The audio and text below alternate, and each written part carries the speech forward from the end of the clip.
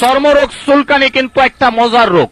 যখন চুলকানি শুরু হয় মনে হয় 70 টাকার ওজের কামলা লইয়া চুলকাই কি যে।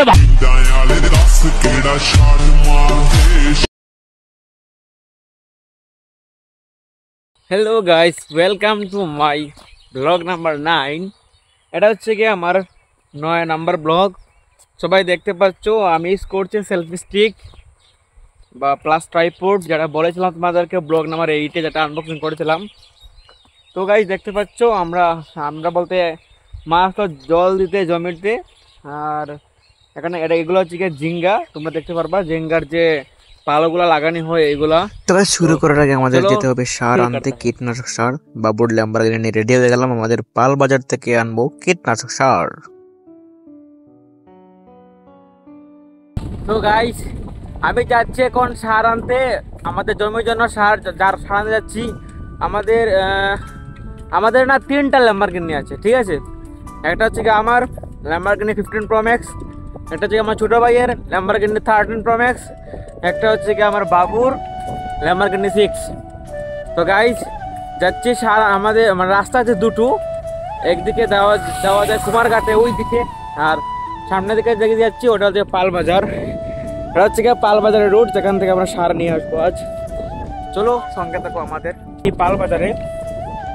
তো আমরা এখান থেকে সার নেই সম্ভবত বেশিরভাগই, বা এখানে আসার আগে কল করে নিতে হয় যে স্টকে আছে কিনা। যদি না থাকে তাহলে তো আসবো না। এই হচ্ছে আমাদের ছোটো বাজার, পালবাজার। ওইখানের মধ্যে ওই দিক দিয়ে সার আনা যেতে হবে।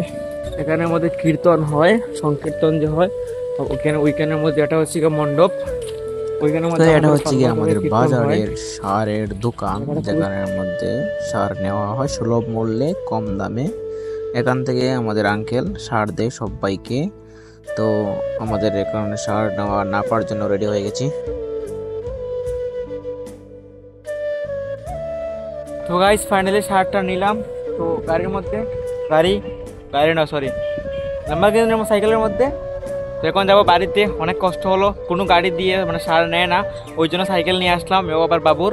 আর আরেকটা কথা হচ্ছে গিয়ে ওইখানে আঙ্কেলটা খুব সাহায্য করছিল আমাকে, বস্তাটা তুলতে। এত বাড়ি আমি তো আমার অবস্থা শেষ হয়ে গেছে। এই যে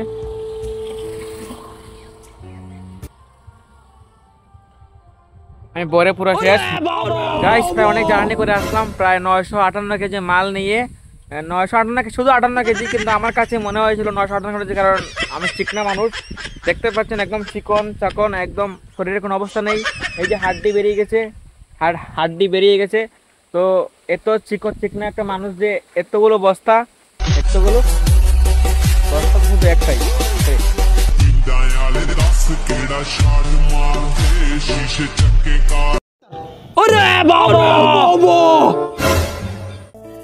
তো ভিডিওটা হচ্ছে কি এখানের মধ্যে কিছু পাতা লতাগুলো পোড়াচ্ছিল, যাতে এগুলো দিয়ে কিছু ছাই দিয়ে একটা কাজ করা যায়। কাজটা হলো টিকি বানানোর জন্য। তো উপরে ছিল কারেন্টের লত, ওই জন্য মাকে বললাম যে তাপটা যাতে একটু না লাগে উপর দিকে, ওই জন্য একটু মেলিয়ে দিয়েছিল। আমি করতে পারতাম, কিন্তু প্রচণ্ড তাপ লাগছে, আমি ভিডিও করছি। আর হচ্ছে গিয়ে প্রচণ্ড হিট লাগছে, একদম পুরো ধারে কাছে যাওয়া যাচ্ছে না, এত আগুনের তাপ। যাই হোক, তো এগুলো মিলিয়ে দিচ্ছে মা। তো এখন কি করব, একটু পরে ওগুলার ছাইগুলা ভিজে দোয়াতে ভাপ নিব। তো ভিজে গেল, তো ভিজিয়ে এখন যাব দোয়াতে একটু ভাপ নিয়ে নিই, নায়কের এন্ট্রির মতো। তো ঘটনা হচ্ছে গিয়ে দেখতে পাচ্ছ ঘটনা, আর কি বলবো। চলো 1 2 3 সরি 1 2 3।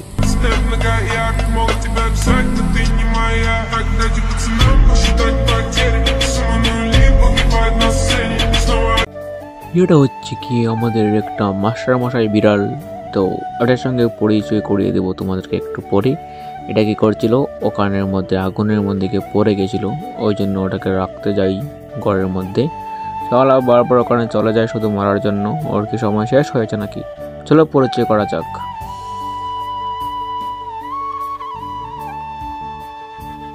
তোমরা দেখতে পাচ্ছ একটা ছোট্ট একটা বিড়ালের বাচ্চা, যেটাকে আমি রাস্তার মধ্যে কুড়িয়ে পেয়েছিলাম। জানি না কোন হতভাগা এটাকে ফেলে দিয়েছিল বস্তার মধ্যে পরে, পুরো ঠিক মেইন রোডের মধ্যে। কিন্তু দেখে অনেক কষ্ট হয়েছিল। যদি ও মানে ওখানে থাকতো, ও না ওর সঙ্গে দুটো বাচ্চা ছিল আরো, যদি থাকতো তাহলে তো গাড়ি চাপা দিয়ে মরে যেত। মানে কি করব, আমি তো 3টে আনতে পারবো না একসঙ্গে, ওই জন্য একটাকে নিয়ে আসলাম, যাতে মানে ওই দুটোকে একটা রাস্তা মানে সাইড করে দিয়ে এসেছি, যাতে গাড়ির পরে না আমার গাড়ি চাপা পরে না মরে। কিন্তু ওইটাকে বাড়িতে নিয়ে আসলাম, যেহেতু আমাদের বাড়িতে এরকম মানে বিড়াল কুকুর পালা নিষেধ, তবুও আমি এটাকে নিয়ে আসলাম। খুব মানে দেখতে ভালো লাগছিল। আর দেখো মানে খাবার দাবার খাচ্ছে না ঠিকঠাকভাবে, ঠিকঠাক দুদিন ধরে শুধু দেখেই যাচ্ছে। সবাইকে বলতে চাই যে এভাবে ছোটো বিড়ালের বাচ্চা, বিশেষ করে দুধের বাচ্চাটাকে মানে যতটুকু বড় না হচ্ছে রাস্তার মধ্যে ফেলাটা উচিত নয় একদম। গাড়ি চাপা দিয়ে তো মরেও যেতে পারে। দেখো খুব মানে কেমন মানে খুব মায়া লাগছে দেখে, খুব প্রচন্ড মায়া লাগছে, একদম বাঘের বাচ্চা। দেখো কি সুন্দর করে তাকাচ্ছে তোমাদের দিকে। এই মেনে সবগুলা কাজ শেষ করে তোমাদের ভাই চলে আসলো জমিতে সেলফি স্টিক দিয়ে বাপ নিতে। মানে উপর দিকে দেখতে পাচ্ছ তোমরা ড্রোনের মতো লাগছে, ড্রোন নয় গরিবের ড্রোন। যাই হোক গাইস, তো জমিতে জল দিচ্ছে মা এখানের মধ্যে। এদিক দিয়ে এগুলো জল যাচ্ছে, পাইপ লাইন দিয়ে জল আসছে। আর দূরে একটা জমি আছে, যেখানে আমাদের জল যায় না, ওই জন্য মানে কলসি দিয়ে জল দিতে হবে, যেটার মধ্যে আমাদের চাষি মানে পাশে একটা অনেকগুলো গাছ ছিল, ঝিঙা গাছ, যেগুলোর মধ্যে এই দেখতে পালোগুলো লাগানো হয়েছে। আর ঝিঙে বীজগুলো না নষ্ট হয়ে গেছে একদম, এগুলো একদম দুঃখ লাগছে দেখে। এগুলো একটু পরে মা আবার বুনবে নতুন করে। ঝিঙে বীজগুলো একদম পুরো নষ্ট, ভালো নয়। কারা বীজ দিয়ে দিয়েছে, দোকানদার আমাদের সঙ্গে বাটপারি করেছে। শালা এগুলো ঠিক করেনি। এমনিতে অনেক কষ্ট হয়, বা অনেক কষ্ট করে জমিতে চাষ করা হয়, তার উপর যদি এরকম করা হয় তাহলে 8 দিন হয়ে গেল এখনও বীজ মানে গাছ জন্ম নেয়নি। দেখতে পাচ্ছি এর মধ্যে একটা গাছও নেই, 8 দিন হয়ে গেল। তো কি করব, আবার মা বুনতে হবে বীজগুলো। এগুলো হলে কষ্ট হয়, আর সত্যি করে অনেক কষ্ট হয়, কারণ অনেক কষ্ট করে বীজ বুনতে হয়। তবুও মা জল দিচ্ছে এখানের মধ্যে একদম পুরো ইউনিক স্টাইলে। তো ওই যে ওইখান থেকে জল নিয়ে আসছে, তোমাদেরকে দেখাবো মা কোথা থেকে জল নিয়ে আসছে। তো এখান থেকে তো মানে অনেক দূরে জমিতে জল যায় না, তাই জন্য পাইপ দিয়ে কলসিতে বালতিকে ভরে ওখানে আমাদের জল নিচ্ছে। জলটা আসে কোথা থেকে জানো? ওই দিক দিয়ে একদম দেখো সামনে দিকে একটা পাইপ দেখা যাচ্ছে, ওইখানের মধ্যে জল আসে, ওই দিক দিয়ে জল উঠে প্রত্যেকটা জমিতে এদিক থেকে পুরো লাইন বাই লাইন জল যায়, একদম পুরো ঝর্ণার মতো, গরিবের ঝর্ণা। যাই হোক, তো এখান থেকে মা তো জল দিচ্ছে অনেক কষ্ট করে সত্যি। আর আমি কি করছি দেখো, আমি কি করবো আর পোলাপানের মতো।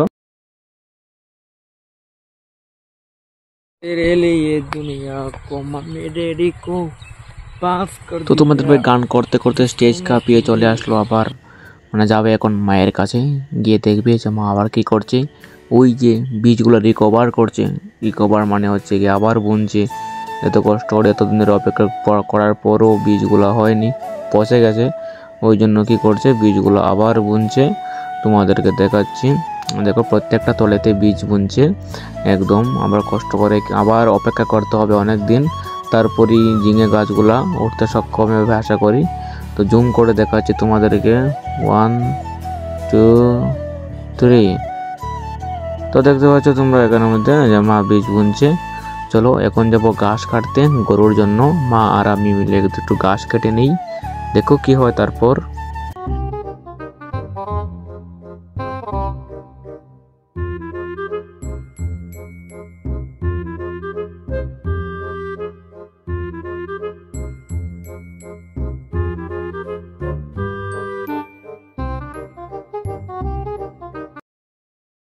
চর্মরোগ চুলকানি কিন্তু একটা মজার রোগ।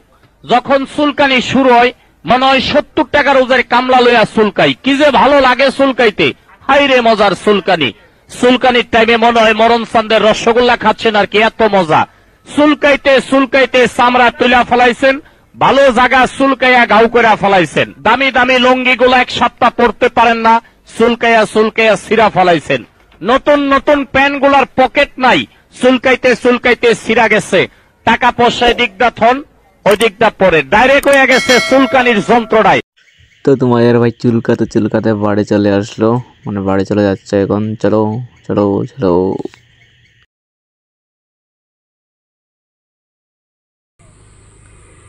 দাঁড়ান দাঁড়ান দাঁড়ান ভাই, দাঁড়ান দাঁড়ান দাঁড়ান। এতটুকু আপনি যখন দেখেই ফেলেছেন তো দয়া করে সাবস্ক্রাইবটা করে দিন আর আর লাইকটা অবশ্যই করবেন, ঠিক আছে? তো গাইস প্লিজ সাবস্ক্রাইব করে দেন এবং আমার পাশে থাকেন। চলো আমাদের বাঙালি বন্ধুরা, দেখা হচ্ছে ব্লগ নাম্বার 10-এ, ঠিক আছে?